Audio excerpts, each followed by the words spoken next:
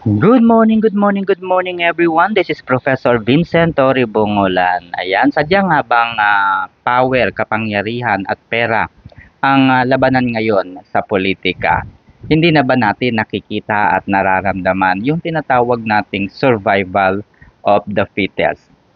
Ibig sabihin, yung mga taong lumalaban ng patas, lumalaban sa tamang pamamaraan, wala na ba yung ganoong pangyayari o sitwasyon sa ating gobyerno? Okay? So, mga kaibigan, ngayong araw ay nagulantang ang lahat, no? Sapagkat ang Commission on Election sa pamamagitan ng botong dalawa kontra isa ay tuluyan na nga pong binawi, no, at kinansela ng Commission on Election ang registration ng Duterte Youth Party List. Okay, ito nga ba ay isang hakbang upang tuluyan ng tanggalan ng boses ang Duterte Youth Party List na alam nating kumakalaban sa administrasyon ni President Bongbong Marcos Jr. dahil sa isang katotohanan. Hindi na po tama, hindi na po maayos, at wala na po sa lugar ang pamumuno ng ating Pangulong si Ferdinand Romualdez Bongbong Marcos Jr. Alam natin na ang dahilan ay ang kanilang pangarap na manatili sa gobyerno. Okay? So lahat na lamang po ng mga taong kumakalaban sa pamahalaan ay tinatanggalan po nila ng lakas, tinatanggalan po nila ng tinig, tinatanggalan po nila ng boses, tinatanggalan po nila ng karapatang magsalita, magpahayag ng kanilang mga saloobin. So, ngayon nga pong araw ay sa pamamagitan po ng commissioner ng COMELEC na si George Garcia ay formal na nga pong ini-announce that the Duterte Youth Party List registration is now canceled, no? So, samantala, ayan, so kahapon naman mga kaibigan, ay nagulat din naman tayo, no? Nagulat din naman tayo Tuesday po, no? June 17, 2025 ay inilabas nga po at inihain ang warrant of arrest kay Patrolman Francis Steve Fontillas, mga kaibigan. Ang kaso po na isinampa laban kay Patrolman Fontillas ay ang inciting to sedition. Matatandaan na bago po ang eleksyon, mga kaibigan, ay naka-men in uniform po, no? Nakasuot po ng uniform si Francis Steve Fontillas habang inilalabas ang kanyang saloobin.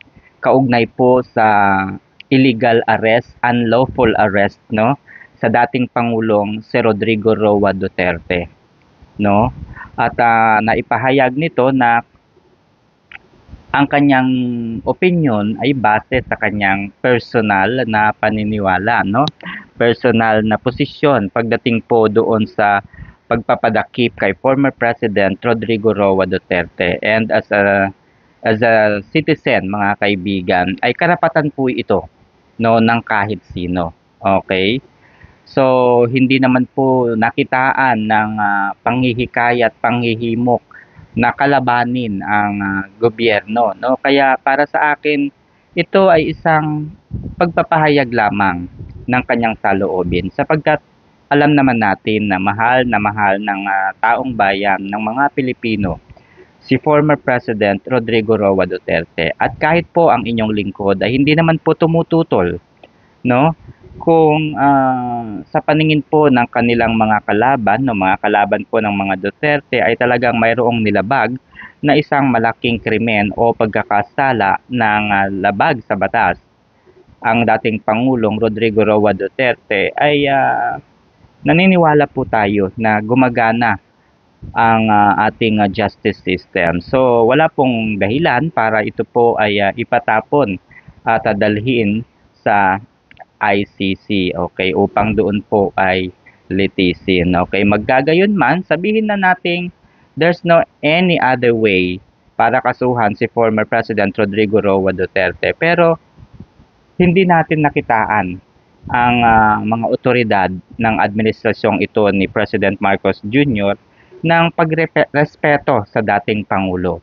Hindi lamang po no, ang respeto ang tinitingnan natin dito. Okay na sana kahit hindi nila irespeto ang dating Pangulong si Rodrigo Roa Duterte. Subalit, ang nais ko sanang makita noong panahon na siya po ay dinala sa ICC ay nakitaan man lamang sana ang ating mga otoridad ng paggalang at pagsunod sa itinatakda, no? Pagsunod po sa nakasulat sa ating konstitusyon sa saligang batas at maging sa Rome Statute of the International Criminal Court.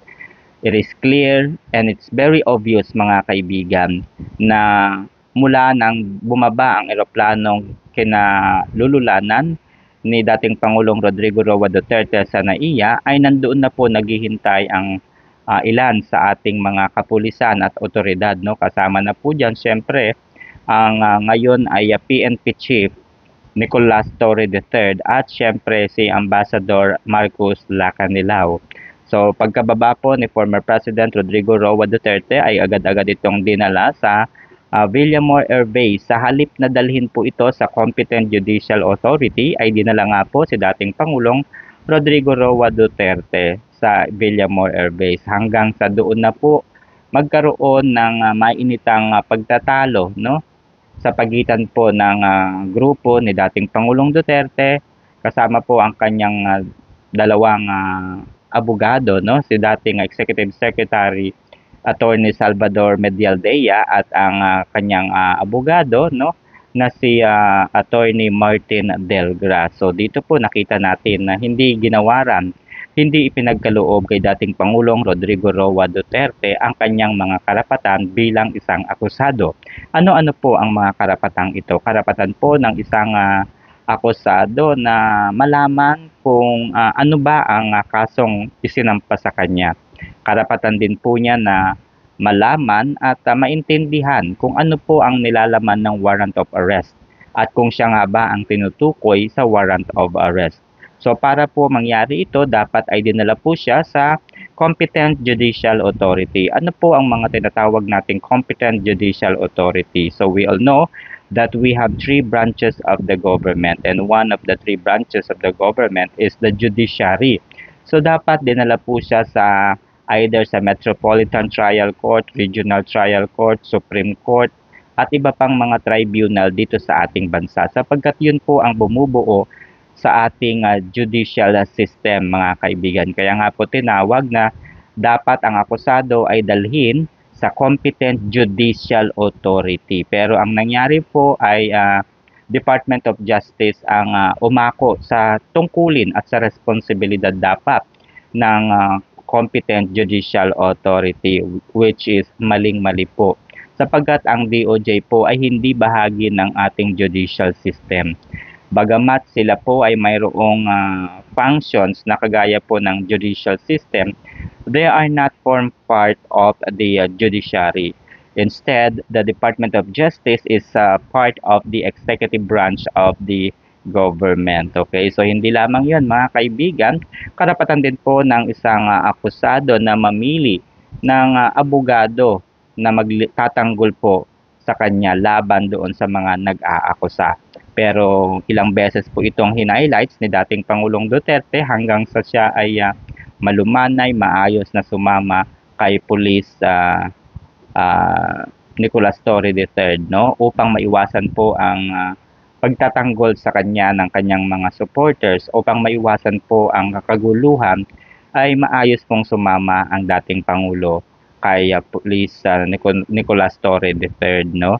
At dahil dyan ay pumalpak na naman po ang iniisip ng administrasyon dahil ang iniisip po ng administrasyon ay magwawala, magrarally at maghahasik ng kaguluhan ang mga supporters ni dating Pangulong Rodrigo Roa Duterte at kapag nangyari ito, malaya po silang ideklara ang martial law. Subalit nga po, no, professional po tayong mga supporters, naniniwala tayo sa isang maayos, mapayapa at legal na pamamaraan ng paglaban.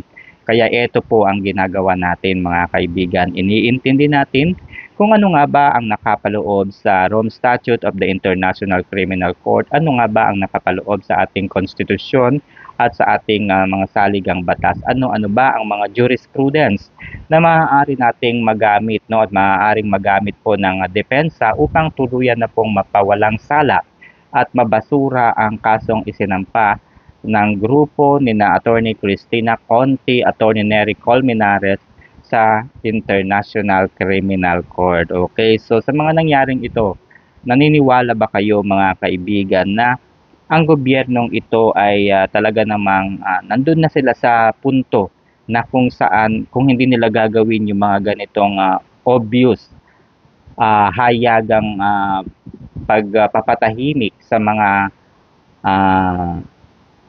pro Duterte ay kinakailangan nilang gawin ang mga ganitong uri ng panggigipit. Okay? So kailangan po mga kaibigan na makialam na po tayo, no? Kailangan po nating ipahayag na ang ating nararamdaman, ang ating opinyon, ang ating saloobin sa maayos, malinaw na pamamaraan. Gamitin natin kung ano ang nakatakda sa ating saligang batas, kung ano po ang nakasulat sa konstitusyon. Doon po tayo magbabase sa ating mga magiging desisyon, okay? Upang hindi po tayo mawala at hindi po tayo mabaligtad gaya po ng ginagawa ng Commission on Election kina Duterte Youth Party List Cardema at ang PNP, no, kay Patrolman Francis Steve Fontillas. Okay, so mga kaibigan, naniniwala ba kayo? Ito pa pala, no? Ito pa pala mga kaibigan. Matatandaan po na ang Duterte Youth Party List ay nakakuha ng 2.3 million votes. So, ibig sabihin, pangalawa po sa pinaka maraming natanggap na boto ang Duterte Youth Party List. Okay, so there you go.